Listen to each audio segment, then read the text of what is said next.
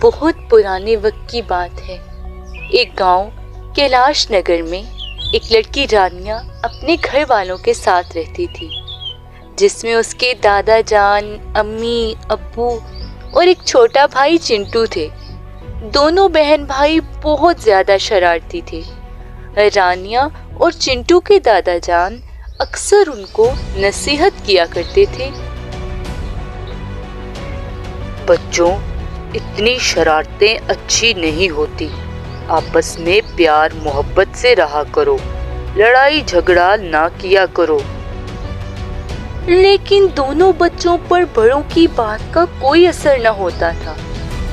ایک دن دونوں بچے گھر کے ایک کنویں کے قریب کھیل رہے تھے۔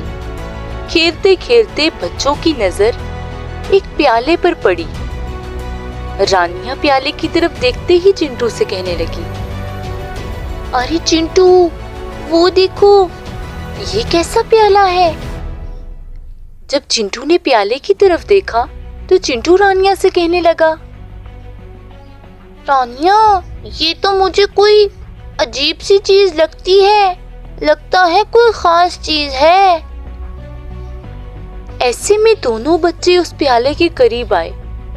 بچوں کا پیالے کے قریب آنا تھا کہ اچانک پیالے سے آواز آنے لگی،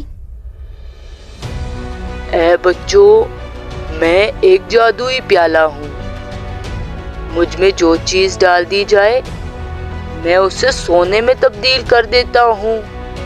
اگر تم لوگ مجھے اپنے ساتھ لے جاؤ تو میں تم لوگوں کا بہت فائدہ کر سکتا ہوں۔ یہ کہہ کر پیالہ خاموش ہو گیا۔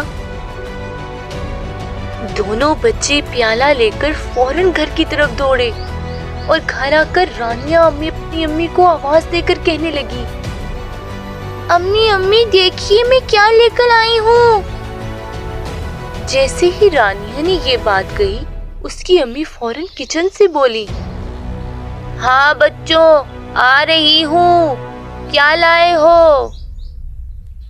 یہ کہہ کر رانیہ کی امی کچن سے باہر آ گئی۔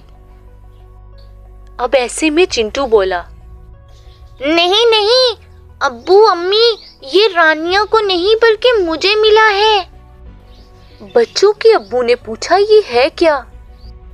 تو رانیہ کہنے لگی، ابو جان، یہ ایک جادوئی پیالہ ہے، اس میں ہم جو چیز بھی ڈالیں گے وہ سونے میں بدل جائے گی، اور یہ میرا پیالہ ہے۔ جیسے ہی رانیہ نے یہ بات کہی، چنٹو نے اس کے ہاتھ سے پیالہ چھین لیا۔ رانیہ اور چنٹو دونوں پیالے کو اپنی اپنی طرف کھینچنے لگے اور فوراً ان کے ہاتھ سے پیالہ زمین پر گر گیا۔